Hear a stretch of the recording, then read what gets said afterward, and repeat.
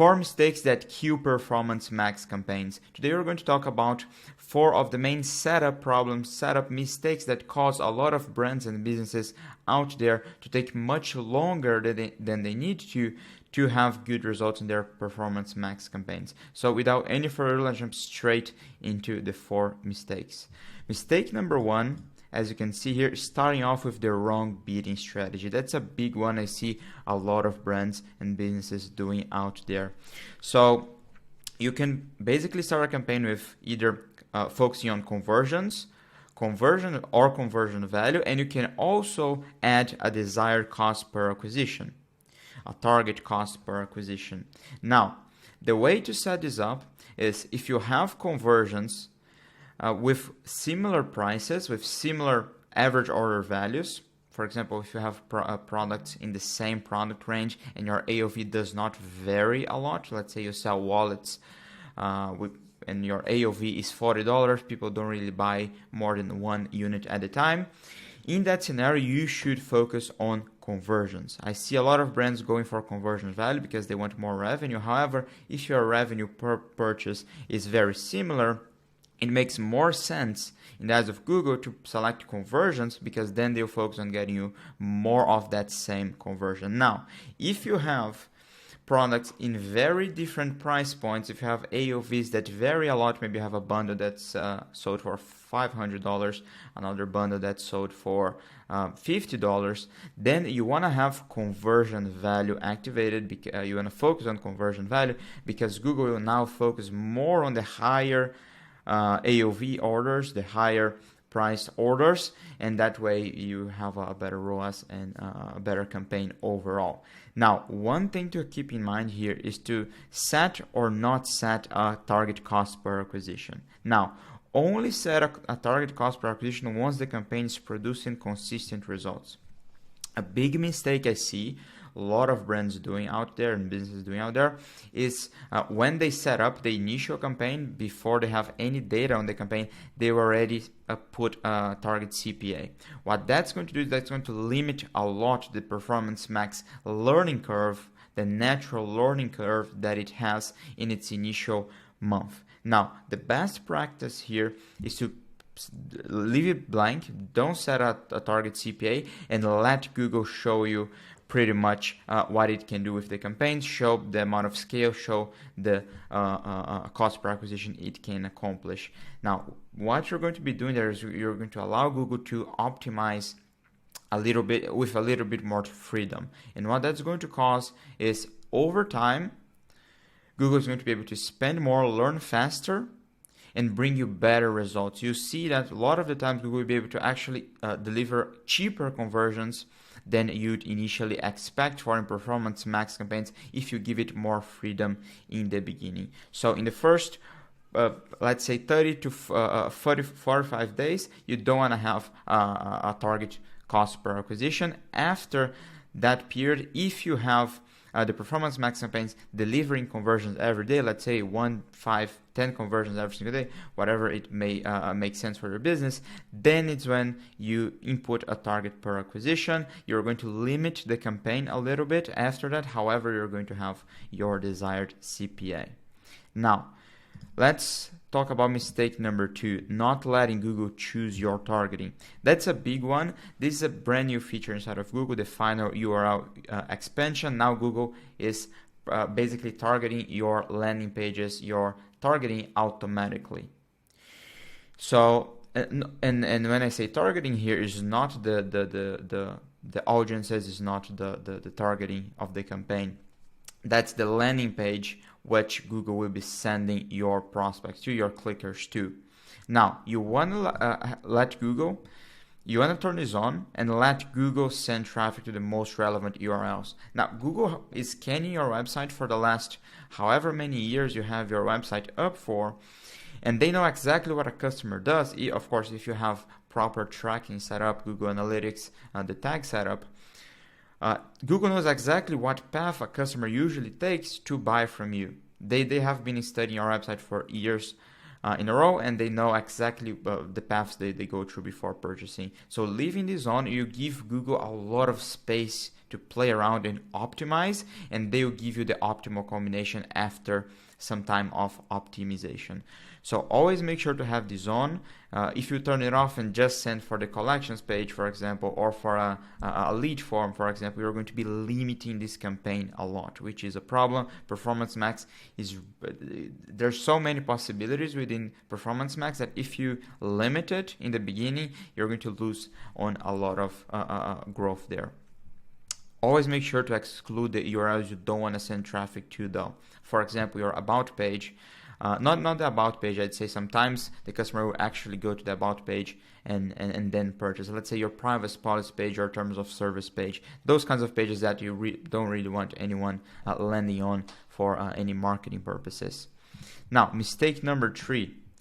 Over optimizing or under optimizing. Now, that's a tricky one, I know, but there's a very interesting thing here you have to do.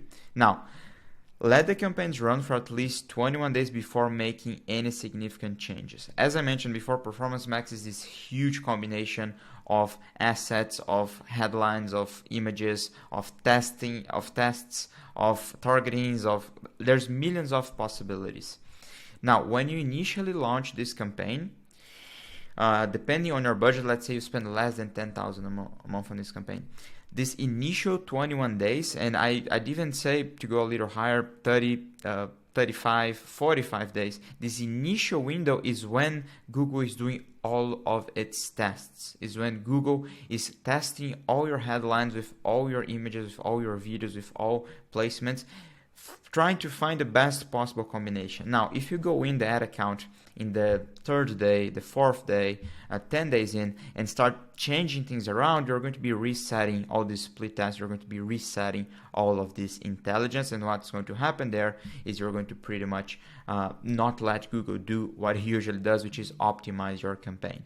Now, you don't want to be over optimizing. You don't want to be going into that account every day and changing a setting inside of the Performance Max. What you want to do instead is write down your desired optimizations. So you go in that account, you can go in every day. That's what we do for our clients here at Gallery Advertising. Go into the campaigns every day. Make notes of what you think can be improved. For example, we can change this image for this image. We can change this headline for this headline. Now, make notes every day. After 14 days, you make bulk changes. So you want to change everything at once because you only want to have at max 2 big learning resets every month. Now you're going to change, and then you're going to have the next 14 days for Google to test out new combinations, new angles, and potentially increase your results. So you don't want to be over optimizing and also not under optimizing.